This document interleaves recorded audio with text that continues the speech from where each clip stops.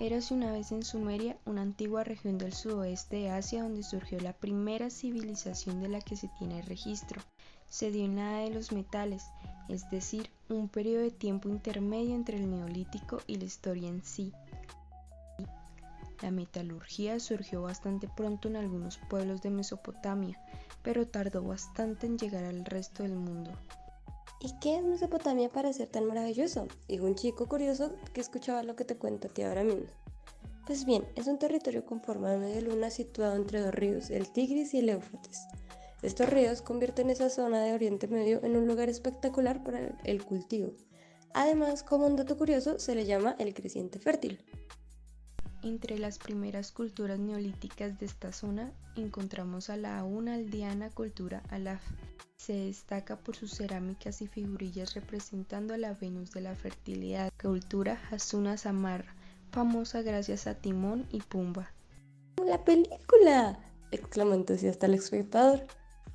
Exacto.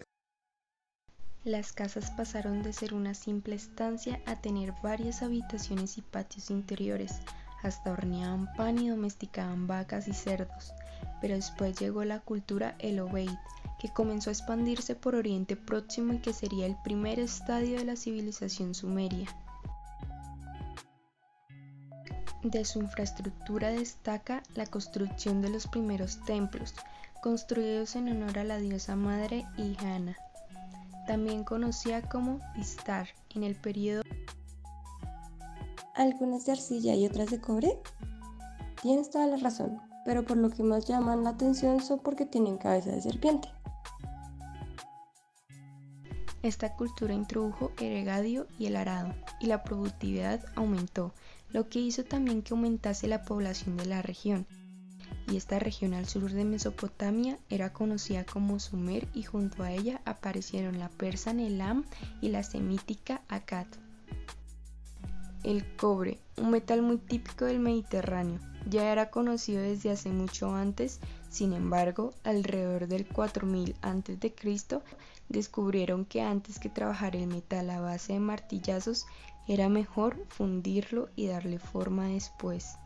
Y tras eso usaron también otros metales como el oro y la plata, familiares al cobre. Aunque solo decorativamente, porque no eran demasiado resistentes. Desafortunadamente, sí, tienes toda la razón, era así. El caso es que los excedentes de producción de alimentos y la demanda de este tipo de metales favoreció el comercio.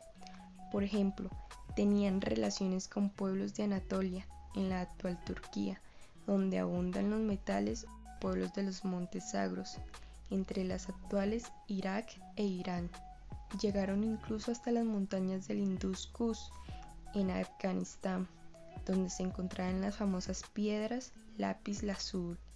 Creía que contenían los espíritus de los dioses, y se usaron hasta el Renacimiento como tinte azul para pinturas y vidrieras.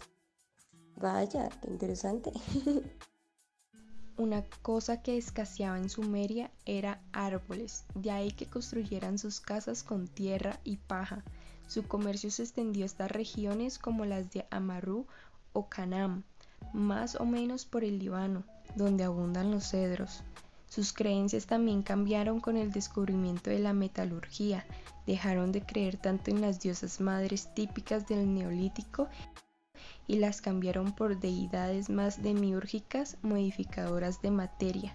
Imaginaban el mundo como una cúpula con el firmamento, rodeada por un mar primordial donde flotaba el disco que formaba la Tierra.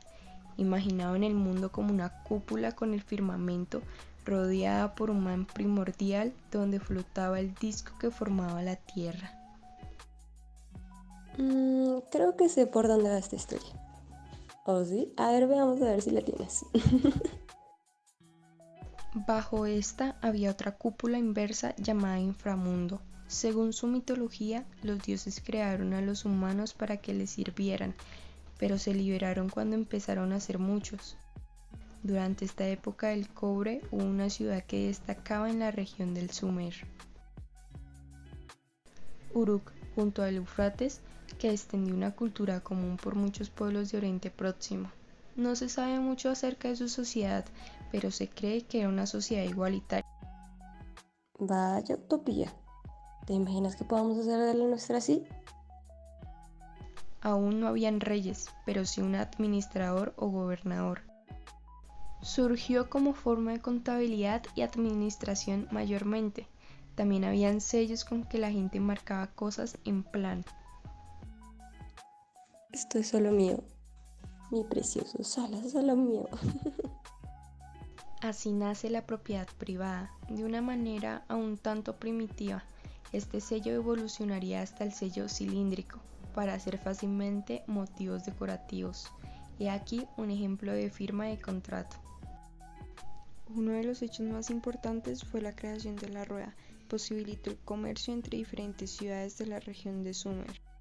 Sobre el 3500 a.C., a algún genio se le ocurrió mezclar el cobre con otro metal llamado estaño. La aleación resultante fue una cosa más resistente y apta para hacer clavos, espadas y objetos para cortar cabezas en general. El periodo Yende-Nas es un periodo de transición entre el de Uruk y el periodo dinástico arcaico o protoinaico. En este tiempo fue produciéndose un distanciamiento entre las regiones del norte y del sur de Mesopotamia, que hasta entonces había compartido una cultura común. Parece ser que la inmigración proveniente de diferentes sitios de Arabia o de los Montes Sagros fue haciendo estas ciudades más eclécticas. Así es. Es aquí cuando se puede hablar de las primeras ciudades-estado.